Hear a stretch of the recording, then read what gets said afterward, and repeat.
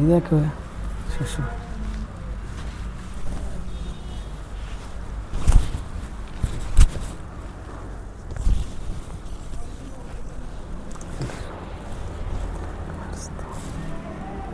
ತಗೋಬೇಡ, ನಿಂಗೆ ಹಾಕೊಳ್ಳೋದು ಬೇಡ.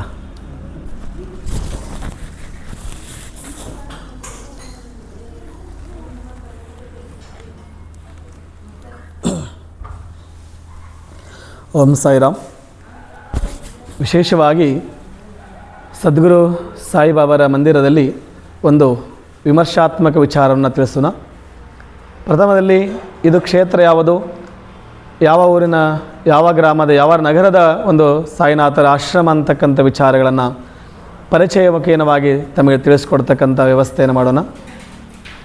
ಹಾವೇರಿ ಜಿಲ್ಲೆಯ ಹಾನಗಲ್ ತಾಲೂಕಿನ ಅಕ್ಕಿಆಲೂರು ಎಂಬ ನಗರದಲ್ಲಿ, ವಿಶೇಷವಾಗಿ ಹಾವೇರಿ ಮತ್ತು ಸಿರ್ಸಿ ರಸ್ತೆಯ ಮಾರ್ಗದಲ್ಲಿ ವೈಶಿಷ್ಟ್ಯಪೂರ್ಣವಾಗಿರ್ತಕ್ಕಂತಹ ವಿಶೇಷವಾದ ಮಾದರಿಯಲ್ಲಿ ಭವ್ಯವಾಗಿರ್ತಕ್ಕಂತಹ ಸುಂದರ ಪರಿಸರದಲ್ಲಿ ಸಾಯಿನಾಥರ ಒಂದು ಆಶ್ರಮವು ಇಲ್ಲಿ ತಲೆ ಎತ್ತಿ ನಿಂತಿದೆ.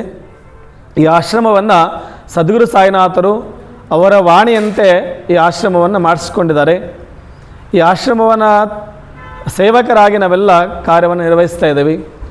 ನಮ್ಮ ಸಂಕ್ಷಿಪ್ತ ಪರಿಚಯವನ್ನು ಮಾಡಿಕೊಡೋದಾದರೆ, ಭಕ್ತರಿಗೆ ಇದೇ ಜಿಲ್ಲೆಯಲ್ಲಿ ಜನಿಸಿರ್ತಕ್ಕಂಥವರು, ಇದೇ ಹಾವೇರಿ ಜಿಲ್ಲೆಯ ಹಾನಗಲ್ ತಾಲೂಕಿನ ಕೆಲವರಕೊಪ್ಪ ಅಂತಕ್ಕಂತಹ ಪುಟ್ಟ ಗ್ರಾಮದಲ್ಲಿ ಜನಿಸಿ ಶಿಕ್ಷಣವನ್ನು ಪಡೆದು ನಂತರ ರಂಭಾಪುರಿ ಪೀಠದಲ್ಲಿ, ನಂತರ ಹಲಗೂರಿನಲ್ಲಿ, ಹುಬ್ಬಳ್ಳಿಯ ಕುಂದಗೋಳದಲ್ಲಿ ಹಲವಾರು ಕ್ಷೇತ್ರದಲ್ಲಿ ಧರ್ಮ ಸಂದೇಶವನ್ನು ಸಾರ್ತಕ್ಕಂತಹ ವೈದಿಕ ಶಾಸ್ತ್ರವನ್ನು, ಜ್ಯೋತಿಷ್ಯ ಶಾಸ್ತ್ರವನ್ನು, ಸಂಸ್ಕೃತ ಶಾಸ್ತ್ರವನ್ನು ಅಧ್ಯಯನವನ್ನು ಮಾಡಿಕೊಂಡು ಅಕ್ಕಿಆಲೂರಿನ ನಗರಕ್ಕೆ ಬಂದು 20 ವರ್ಷಗಳು ಗತಿಸಿದವು. 20 ವರ್ಷಗಳ ಪೂರ್ವದಲ್ಲಿ ಇದೇ ಅಕ್ಕಿಆಲೂರಿನ ಕುಮಾರನಗರದಲ್ಲಿರ್ತಕ್ಕಂತಹ ಗಣಪತಿ ದೇವಸ್ಥಾನದಲ್ಲಿ ಬಂದು, ನಂತರದಲ್ಲಿ ಈ ಒಂದು 4 ವರ್ಷದ ನಂತರದಲ್ಲಿ ಈಚೆಗೆ ಅಕ್ಕಿಆಲೂರಿನ ಸುಂದರ ಪರಿಸರದಲ್ಲಿ ಈ ಸಾಯಿನಾಥರ ಆಶ್ರಮವನ್ನು ನಿರ್ಮಾಣವನ್ನು ಮಾಡಿರ್ತಕ್ಕಂಥದ್ದು. ನಮ್ಮ ಹೆಸರು ವೇದಮೂರ್ತಿ ಶಾಂತಯ್ಯ ಶಾಸ್ತ್ರಿಗಳು ಹಿರೇಮಠ ಸಾಯಿ ಆಶ್ರಮ ಅಕ್ಕಿಆಲೂರು. ಈ ಆಶ್ರಮ ನಿರ್ಮಾಣ ಮಾಡುವಾಗ ಈ ಭೂಮಿ ನೋಡಿಬಿಟ್ರೆ ಬಹಳಷ್ಟು ಜನಕ್ಕೆ ಇಲ್ಲಿ ಅಡ್ಡಾಡ್ತಕ್ಕಂಥವ್ರು, ದಾರಿ ಹೋಗರು ಹೇಗೆ ಮಾತಾಡ್ತಿದ್ದಾರೆ ಅಂದರೆ, ಒಂದು ಕಟ್ಟೆಯಂತಹ, ಒಂದು ಕೊಳಚೆಯಂತಹ ಪ್ರದೇಶ ಇದೆ, ಇಲ್ಲಿ ನೀವು ಮಂದಿರ ನಿರ್ಮಾಣವನ್ನು ಮಾಡ್ತಕ್ಕಂಥದ್ದು ಹೇಗೆ ಸಾಧ್ಯ?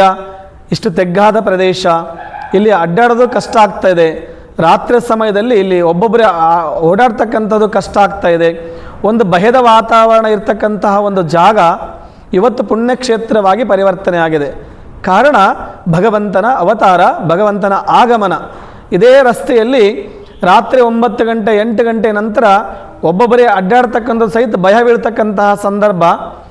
ಇವತ್ತು ಸದ್ಗುರು ಸಾಯಿನಾಥರ ಮಂದಿರದ ಆರತಿಯನ್ನು ಮುಗಿಸ್ಕೊಂಡು ರಾತ್ರಿ 10-11 ಗಂಟೆಗೆ ಒಬ್ಬೊಬ್ಬರೇ ತಾಯಂದರು, ಒಬ್ಬೊಬ್ಬರೇ ಹೆಣ್ಮಕ್ಳು ನಡ್ಕೊಂಡು ಹೋಗ್ತಾ ಇದ್ದಾರೆ ಅಂದರೆ ಸಾಯಿನಾಥರು ಬಂದು ನೆಲೆಸಿದ್ದಾರೆ ಅಂತಕ್ಕಂಥ ವಿಚಾರವನ್ನು ನಾವು ತಿಳ್ಕೊಳ್ಲಿಕ್ಕೆ ಸಾಧ್ಯ.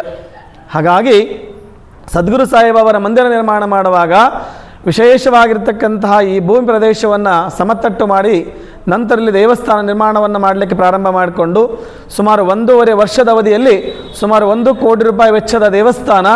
ಇದು ಕೇವಲ ಭಕ್ತರ ಶಕ್ತಿಯಿಂದ ನಿರ್ಮಾಣವಾಗಿರ್ತಕ್ಕಂಥ ದೇವಸ್ಥಾನ. ಇದಕ್ಕೆ ಯಾವುದೇ ಸರ್ಕಾರದ ಅನುದಾನಗಳಾಗಿರ್ಬೋದು ಅಥವಾ ಯಾವುದೇ ಬೇರೆ ಬೇರೆ ಅನುದಾನಗಳನ್ನು ತಗೊಂಡು ಈ ಮಂದಿರವನ್ನು ನಿರ್ಮಾಣ ಮಾಡಿಲ್ಲ. ಈ ಮಂದಿರಕ್ಕೆ ಭಕ್ತರು ರೂಪಾಯಿ ನಡ್ಕೊಂಡು ಲಕ್ಷದವರೆಗೆ ಕೊಟ್ಟು ಶಕ್ತಿಯಾಗಿದ್ದಾರೆ. ಕೆಲವರು 4-5 ಲಕ್ಷ ರೂಪಾಯಿಗಳನ್ನು ಕೊಟ್ಟಿದ್ದಾರೆ. ಕೇವಲ ನಮ್ಮ ಗ್ರಾಮದ, ನಮ್ಮ ನಗರದಂತಿಲ್ಲ, ನಮ್ಮ ಕರ್ನಾಟಕದ ಮೂಲೆ ಮೂಲೆಯ ಭಕ್ತರು ಈ ಒಂದು ಮಂದಿರದ ಸುಂದರ ನಿರ್ಮಾಣಕ್ಕೆ ತಮ್ಮ ಶ್ರಮವನ್ನು ವಹಿಸಿಕೊಂಡಿದ್ದಾರೆ. ಇಲ್ಲಿ ನಾವು ಭಕ್ತರ ಎಲ್ಲರ ಹೆಸರನ್ನು ಹೇಳಲಿಕ್ಕೆ ಆಗೋದಿಲ್ಲ. ಇದರಿಂದ ಎಲ್ಲ ಭಕ್ತರಿಂದ ಆಗಿರ್ತಕ್ಕಂಥ ಅವರ ಭಕ್ತಿ, ಅವರ ಶಕ್ತಿಯಾಗಿ ಇವತ್ತು ಸದ್ಗುರು ಸಾಯಿನಾಥರ ಮಂದಿರ ತಲೆ ಎತ್ತಿ ನಿಂತಿದೆ ಅಂತಕ್ಕಂಥ ವಿಚಾರವನ್ನು ತಿಳಿಸ್ತಾ, ವಿಶೇಷವಾಗಿ ಸದ್ಗುರು ಸಾಯಿನಾಥರ ಮಂದಿರದಲ್ಲಿ ಭಕ್ತರು ಪ್ರತಿ ಗುರುವಾರನ ಒಂದು ತಮ್ಮ ಇಚ್ಛಿತ ಕಾಮನೆಗಳಿಗೋಸ್ಕರವಾಗಿ ತಮ್ಮ ಸೇವೆಯನ್ನು ಮಾಡಿ ಅವರಿಗೆ ಏನೆಲ್ಲ ವರಗಳು ಬೇಕಾಗಿದೋ ಪಡಿತಕ್ಕಂಥವ್ರು, ಕಷ್ಟ ಪರಿಹಾರವನ್ನು ಮಾಡ್ಕೊಳ್ತಕ್ಕಂಥವ್ರು. ನಮ್ಮಲ್ಲಿ ತೊಟ್ಟಿಲನ್ನು ಕಟ್ಟಿದ್ದೀವಿ. ಉದ್ದೇಶ ಏನಂದರೆ ಯಾರಿಗೆ ಮಕ್ಕಳಾಗಿಲ್ಲ ಅವರು ಬಂದು ತೊಟ್ಟಿಲ ಪೂಜೆಯನ್ನು ಮಾಡಿ ತೊಟ್ಟಿಲನ್ನು ತೋಗಿ ಪ್ರದಕ್ಷಿಣೆಯನ್ನು ಹಾಕಿ ಇಂತಿಷ್ಟು ಕ್ರಮದಲ್ಲಿ ನಮಸ್ಕಾರವನ್ನು ಮಾಡಿಕೊಂಡು ಧ್ಯಾನವನ್ನು ಮಾಡಿಕೊಂಡ್ರೆ ಆಯಿತು. ಇಷ್ಟೇ ವಾರಗಳು ಅಂತೇಳಿ ಅವರು ಸಂಕಲ್ಪವನ್ನು ಮಾಡ್ಕೊಳ್ತಾರೆ. ವರ್ಷದೊಳಗಾಗಿ ಅವರಿಗೆ ಸಂತಾನ ಫಲಗಳಾಗಿರ್ತಕ್ಕಂಥ ನಾನು ಆಗಲೇ ಹಿಂದಿನ ಸಂಚಿಕೆಯಲ್ಲಿ ನಿಮಗೆ ಮಾಹಿತಿಯನ್ನು ಸಹ ಕೊಟ್ಟಿದ್ದೇವೆ. ಅದೇ ಥರನಾಗಿ ಈ ಸುಂದರ ಮಂದಿರ ನಿರ್ಮಾಣವಾಗಿ ಈಗ 4 ವರ್ಷ ಸಂಪನ್ನಗೊಂಡಿದೆ. ಈ 4 ವರ್ಷ ಪರಿಪೂರ್ಣವಾಗಿ ಸದ್ಗುರು ಸಾಯಿನಾಥರ ಒಂದು ಸೇವೆ, ಅವರ ಒಂದು ಕಾರ್ಯ ನಡೆದುಕೊಂಡು ಬರ್ತಾ ಇದೆ. ಅದೇ ಥರನಾಗಿ ಗುರುಪೂರ್ಣಿಮೆ ನಿಮಿತ್ತವಾಗಿ ದಿನಾಂಕ 29/7/2026 ಬುಧವಾರ ದಿವಸ ವಿಶೇಷವಾಗಿರ್ತಕ್ಕಂಥ ಪೂಜಾ ಕೈಂಕರ್ಯಗಳು ನಡೆದಿರ್ತಕ್ಕಂಥದ್ದು. ನಾವು ಆ ಎಲ್ಲ ಪೂಜೆಯಲ್ಲಿ ಸಹಿತ ಎಲ್ಲ ಭಕ್ತರು ತಲ್ಲೀನರಾಗಿ ಭಗವಂತನ ಸೇವೆಯನ್ನು ಮಾಡಿರ್ತಕ್ಕಂಥದ್ದು. ವಿಶೇಷವಾಗಿ ಬೆಳಗ್ಗೆ 5:30ರಿಂದ ಸುಮಾರು 50 ಲೀಟರ್ ಹಾಲಿನಿಂದ ಕ್ಷೀರಾಭಿಷೇಕ ಪ್ರಾರಂಭಗೊಂಡು 8:30ವರೆಗೂ ಅಭಿಷೇಕ ಪೂಜೆ, 8:30ರಿಂದ ವಿಶೇಷವಾಗಿ ಭಕ್ತರ ಉದ್ಧಾರಕ್ಕಾಗಿ, ಮನುಕುಲದ ಉದ್ಧಾರಕ್ಕಾಗಿ. ಅದೇ ಎಲ್ಲದಕ್ಕಿಂತ ವಿಶೇಷ ಏನಾಗಿದೆ ಅಂದರೆ ಭೂಲೋಕದಲ್ಲಿ ಮಳೆಯ ಅಭಾವ ಇರೋದರಿಂದ ಸರಿಯಾದ ಸಮಯಕ್ಕೆ ಸರಿಯಾದ ರೀತಿಯೊಳಗೆ ಮಳೆ ಆಗಬೇಕು, ಮಳೆಗೆ ತಕ್ಕ ಬೆಳೆ ಸಿಗಬೇಕು, ಬೆಳೆಗೆ ತಕ್ಕ ಬೆಲೆ ಸಿಗಬೇಕು.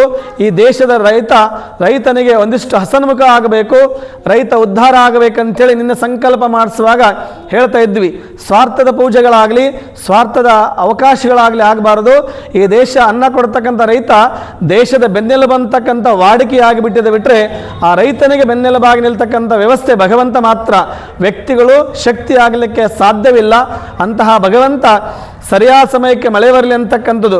ನಿನ್ನೆ ನಾವು ಸುಮಾರು 5-6 ಸಾವಿರ ಜನಕ್ಕೆ ಪ್ರಸಾದ ವ್ಯವಸ್ಥೆ ಇದ್ರೂ ಸಹಿತ ಭಗವಂತನಲ್ಲಿ ಏನು ಸಂಕಲ್ಪ ಮಾಡಿಸಿದ್ವಿ ಅಂದರೆ ಪ್ರಸಾದ ಮಳೆಯಲ್ಲೇ ಊಟ ಮಾಡಲಿ, ಒಳ್ಳೆ ಮಳೆ ಆಗಲಿ, ಮಳೆಗೆ ಯಾವುದೇ ಕೊರತೆಗಳಾಗದೇ ಇರಲಿ ಅಂತಕ್ಕಂತಹ ಸಂಕಲ್ಪವನ್ನು ಮಾಡಿಸಿ ಆ ಮಳೆಯ ಪ್ರೀತ್ಯರ್ಥವಾಗಿ ವರುಣದೇವನ ಆಗಮನ ಆಗಲಿ ಅಂತ ವರುಣ ಶಾಂತಿಯನ್ನು, ವರುಣ ಪೂಜೆಯನ್ನು ಮಾಡಿ ಪರ್ಜನ್ಯ ಶಾಂತಿ ಜಪ ಪೂಜೆಗಳನ್ನು ಮಾಡಿಸಿ ನಂತರದಲ್ಲಿ ಮಹಾಮೃತ್ಯುಂಜಯ ಹೋಮ, ಗಣಹೋಮ, ದತ್ತಾತ್ರೇಯ ಹೋಮ ಹೀಗೆ ಶಾಂತಿ ಹವನಗಳನ್ನು ಮುಗಿಸಿ 12 ಗಂಟೆ 12:30 ಸತ್ಯನಾರಾಯಣ ಸ್ವಾಮಿಯ ಪೂಜೆ ಉದ್ಯಾಪನೆ ಕಾರ್ಯಗಳು ಬೆಳಗ್ಗೆ 5:30ರಿಂದ ಮಧ್ಯಾಹ್ನ 1:00ವರೆಗೂ ಶಾಂತಿ ಕ್ರಮಗಳು, ಮಧ್ಯಾಹ್ನ 12:30ರಿಂದ ಮಧ್ಯಾಹ್ನ ನೈವೇದ್ಯ ಆರತಿಯೊಂದಿಗೆ ಪೂಜಾ ಕೈಂಕರ್ಯಗಳನ್ನು ಸಂಪನ್ನಗೊಳಿಸಿ ನಂತರದಲ್ಲಿ ಭಕ್ತರಿಗೆ ಅನ್ನ ಪ್ರಸಾದ ಸೇವೆಯನ್ನು ಪ್ರಾರಂಭ ಆಯಿತು.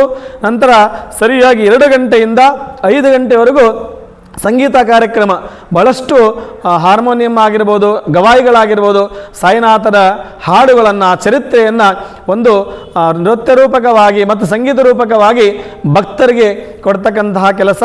5 ಗಂಟೆಯಿಂದ ಮತ್ತೆ ಸಂಜೆಯ ಆರತಿ, ಪಲ್ಲಕ್ಕಿ ಉತ್ಸವ ಹೀಗೆ ನಿರಂತರವಾಗಿ ದಾಸೋಹ ಸೇವೆ. ರಾತ್ರಿ ಸರಿಯಾಗಿ 10 ಗಂಟೆಗೆ ಶೇಜಾರ್ತಿಯೊಂದಿಗೆ ಗುರುಪೂರ್ಣಿಮೆ ಕಾರ್ಯಕ್ರಮ ಸಂಪನ್ನಗೊಂಡಿದೆ. ಆ ಗುರುಪೂರ್ಣಿಮೆ ಕಾರ್ಯಕ್ರಮದಲ್ಲಿ ಎಲ್ಲ ಸದ್ಭಕ್ತರು ಪಾಲ್ಗೊಂಡಿದ್ದಾರೆ, ಎಲ್ಲ ಸದ್ಭಕ್ತರು ಪ್ರಸಾದ ಸ್ವೀಕರಿಸಿದ್ದಾರೆ. ನಿನ್ನೆ ಮಧ್ಯಾಹ್ನದ ಆರತಿ ಸಮಯದಲ್ಲಿ ಸಾಯಿಬಾಬರು ಎಲ್ಲ ಭಕ್ತರಿಗೂ ಆಶೀರ್ವಾದವನ್ನು ಮಾಡಿದ್ದಾರೆ. ಬಹಳಷ್ಟು ಇಲ್ಲಿ ಕೂತಿರ್ತಕ್ಕಂಥ ಭಕ್ತರು ಅದನ್ನು ಗಮನಿಸಿದ್ದಾರೆ. ಆರತಿಯನ್ನು ಮಾಡುವ ಸಮಯದಲ್ಲಿ 2 ಭಾಗದಿಂದ ಪುಷ್ಪದ ಆಶೀರ್ವಾದವನ್ನು, ಅಂದರೆ ನಾವು ಏನೆಲ್ಲ ಕೇಳ್ತೀವಿ ಆವಾಗ ಭಗವಂತನಿಗೆ ಕೇಳ್ಕೊಳ್ತಿರ್ತೀವಿ, ನಮಗೆ ಸೂಚನೆಯನ್ನು ಕೊಡು ಭಗವಂತ ಅಂತೇಳಿ. ಹಾಗೆ ಭಗವಂತ ಪ್ರಸಾದವನ್ನು ಕೊಟ್ಟಿದ್ದಾನೆ. ಆ ಪುಷ್ಪ ಪ್ರಸಾದ ಸಹಿತ ಆರತಿಯ ಸಮಯದಲ್ಲಿ ಎಲ್ಲರ ಗಮನಕ್ಕೆ ಬರೋ ರೀತಿಯೊಳಗೆ ಪ್ರಸಾದ ಸಿಕ್ಕಿದ. ಅಂದರೆ ಏನು ಸಂಕಲ್ಪ ಆಗಿದೆ ಅದು ಭಗವಂತ ಸ್ವೀಕರಿಸಿದ್ದಾನೆ, ಭಕ್ತರ ಉದ್ಧಾರವನ್ನು ಮಾಡ್ತಾನೆ, ಲೋಕ ಕಲ್ಯಾಣವನ್ನು ಮಾಡ್ತಾನೆ ಅಂತಕ್ಕಂಥದ್ದು. ಹಾಗಾಗಿ ಆ ಒಂದು ಪೂಜಾ ಕೈಂಕರ್ಯ ಪ್ರತಿ ವರ್ಷ ಗುರುಪೂರ್ಣಿಮೆ ಕಾರ್ಯಕ್ರಮ ನಿರಂತರವಾಗಿರ್ತದೆ. ಗುರುಪೂರ್ಣಿಮೆ ಕಾರ್ಯಕ್ರಮ ಅಂದರೆ ಗುರುವಿನನ್ನು ಆರಾಧಿಸ್ತಕ್ಕಂಥದ್ದು, ಗುರುವಿನನ್ನು ಸ್ಮರಣೆ ಮಾಡ್ತಕ್ಕಂಥದ್ದು, ಗುರುವಿನಿಗೆ ನಾವು ಮೊರೆ ಹೋಗ್ತಕ್ಕಂಥದ್ದು. ಗುರು ಅಂದರೆ ಗು ಮತ್ತು ರು 2 ಅಕ್ಷರಗಳನ್ನು ನೋಡ್ತೀವಿ. ಅಜ್ಞಾನವನ್ನು ಕಳೆದು ಸುಜ್ಞಾನವನ್ನು ಕೊಡ್ತಕ್ಕಂಥವನೇ ಗುರು ಅಂತಕ್ಕಂಥದ್ದು. ಹಾಗಾಗಿ ಕಲಿಯುಗಗಳ ಪ್ರತ್ಯಕ್ಷ ಗುರು, ಪ್ರತ್ಯಕ್ಷವಾಗಿ ನಮಗೆ ಕಾಮಧೇನು ಆಗಿರ್ತಕ್ಕಂಥವ್ರು ಯಾರಂದರೆ ಸದ್ಗುರು ಸಾಯಿನಾಥರು ಅಂತಕ್ಕಂಥದ್ದು. ಹಾಗಾಗಿ ಅವನನ್ನು ನಾವು ಗುರುವಾಗಿ ಸ್ವೀಕರಿಸಿದ್ದೀವಿ. ನಾವು ದೇವರು ಅನ್ನೋದಕ್ಕಿಂತ ಗುರುವಾಗಿ ಸ್ವೀಕರಿಸಿದ್ದೀವಿ. ಹಾಗಾಗಿ ಆ ಗುರು ಭಗವಂತ ಎಲ್ಲರಿಗೂ ರಕ್ಷಣೆಯನ್ನು ನೀಡಲಿ, ಎಲ್ಲರಿಗೂ ಸಹಿತ ಸನ್ಮಂಗಳವಾಗಲಿ ಅಂತಕ್ಕಂಥ ವಿಚಾರ. ಪ್ರತಿ ವರ್ಷ ಗುರುಪೂರ್ಣಿಮೆ ಕಾರ್ಯಕ್ರಮ ಹಲವಾರು ಹಳ್ಳಿಗಳಿಂದ, ಬಹಳಷ್ಟು ನಗರಗಳಿಂದ ಈ ಒಂದು ಕಾರ್ಯಕ್ರಮಕ್ಕೆ ಭಕ್ತರು ಬರ್ತಾರೆ. ಭಕ್ತರು ಬಂದು ಎಲ್ಲ ತಮ್ಮ ಸೇವೆಯನ್ನು ಮಾಡಿ ಪೂಜೆಯನ್ನು ಮಾಡಿ ಪ್ರಸಾದವನ್ನು ಸ್ವೀಕರಿಸ್ತಾರೆ. ಅವರ ಕಷ್ಟ ಕಾರ್ಪಣ್ಯಗಳನ್ನು ಭಗವಂತನಿಗೆ ನೀಡ್ತಾರೆ, ಅವನು ಸ್ವೀಕರಿಸ್ತಾನೆ. ನಾವು ಮೊದಲನೇ ಸಂಚಿಕೆಯಲ್ಲಿ ಹೇಳ್ತಾ ಇದ್ವಿ ಏನಂತಂದರೆ ಭಗವಂತ ಹೇಗೆ ನಮ್ಮ ಸಮಸ್ಯೆ ಸ್ವೀಕರಿಸ್ತಾನೆ ಅಂತೇಳಿ. ಆದರೆ ಸಾಯಿನಾಥರಲ್ಲಿ ನಮ್ಮ ಸಮಸ್ಯೆಗೆ ಪರಿಹಾರ ಕೊಡು ಅಂತ ಕೇಳೋದಿಲ್ಲ. ನಮ್ಮ ಸಮಸ್ಯೆಯನ್ನು ನೀನು ಸ್ವೀಕರಿಸು, ನಮಗೆ ಸಮಸ್ಯೆ ಇಲ್ಲದೇ ಇರೋ ರೀತಿಯೊಳಗೆ ನಮಗೆ ಒಂದು ಸುಖ ಜೀವನವನ್ನು, ಸಂತೋಷವನ್ನು, ನೆಮ್ಮದಿಯನ್ನು, ಆಯುಷ್ಯ ಆರೋಗ್ಯವನ್ನು ಕೊಟ್ಟು ಅನುಗ್ರಹಿಸುವಂತಕ್ಕಂತಹ ವಿಚಾರವನ್ನು ಕೇಳತಕ್ಕಂಥದ್ದು. ಹಾಗೆ ಎಲ್ಲ ವಿಮರ್ಶೆಯನ್ನು ನೋಡಿದ್ದೀವಿ. ವಿಶೇಷವಾಗಿ ಅಲಂಕಾರ ಪೂಜೆ ಸೇವಾದಿಗಳು ನಡೆದಿದ್ದಾವೆ. ಎಲ್ಲ ಭಕ್ತರು ಒಳ್ಳೆಯದಾಗಲಿ. ಕೊನೆಯದಾಗಿ ಒಂದು ವಿಚಾರ ತಿಳಿಸ್ಬೇಕಂತಂದರೆ, ನಿನ್ನೆಯ 29ನೇ ತಾರೀಕಿನ ಗುರುಪೂರ್ಣಿಮೆ ಕಾರ್ಯಕ್ರಮಕ್ಕೆ ಪ್ರತ್ಯಕ್ಷವಾಗಿ ಪರೋಕ್ಷವಾಗಿ ಬಹಳಷ್ಟು ಜನ ಶ್ರಮಿಸಿದ್ದಾರೆ, ಬಹಳಷ್ಟು ದಾನಿಗಳಾಗಿದ್ದಾರೆ. ಅಕ್ಕಿ ಸೇವೆ ಆಗಿರ್ಬೋದು, ಪುಷ್ಪ ಸೇವೆ ಆಗಿರ್ಬೋದು, ಹಲವಾರು ಸೇವಾರ್ಥಿಗಳಿದ್ದಾರೆ. ಎಲ್ಲ ಸೇವಾರ್ಥಿಗಳು ಸಹಿತ ಸನ್ಮಂಗಲವಾಗಲಿ, ಸದ್ಗುರು ಸಾಯಿನಾಥರ ಆಶೀರ್ವಾದ ಅವರಿಗೆ ಪ್ರಾಪ್ತವಾಗಲಿ, ಅವರೆಲ್ಲ ಕಷ್ಟ ಕಾರ್ಪಣ್ಯಗಳು ನಿವಾರಣೆಯಾಗಲಿ. ಅವರು ಕೊಟ್ಟಿರ್ತಕ್ಕಂಥ ದಾನ 1ಕ್ಕೆ 10 ಆಗಿ, 10ಕ್ಕೆ 100 ಆಗಿ, 100ಕ್ಕೆ 1000ವಾಗಿ, 1000ಕ್ಕೆ ಲಕ್ಷವಾಗಿ ಅವರ ಮನೆತನ ಬೆಳಗಲಿ ಅಂತಕ್ಕಂಥ ಆಶೀರ್ವಾದವನ್ನು ನೀಡಿ ಎಲ್ಲರಿಗೂ ಸನ್ಮಂಗಲವನ್ನು ಕೋರಿ ವಿಶೇಷವಾಗಿರ್ತಕ್ಕಂತಹ ಇವತ್ತಿನ ಸಂಚಿಕೆಗೆ ವಿರಾಮ ಕೊಡ್ತಿದ್ವಿ. ಓಂ ಸಾಯಿರಾಮ್.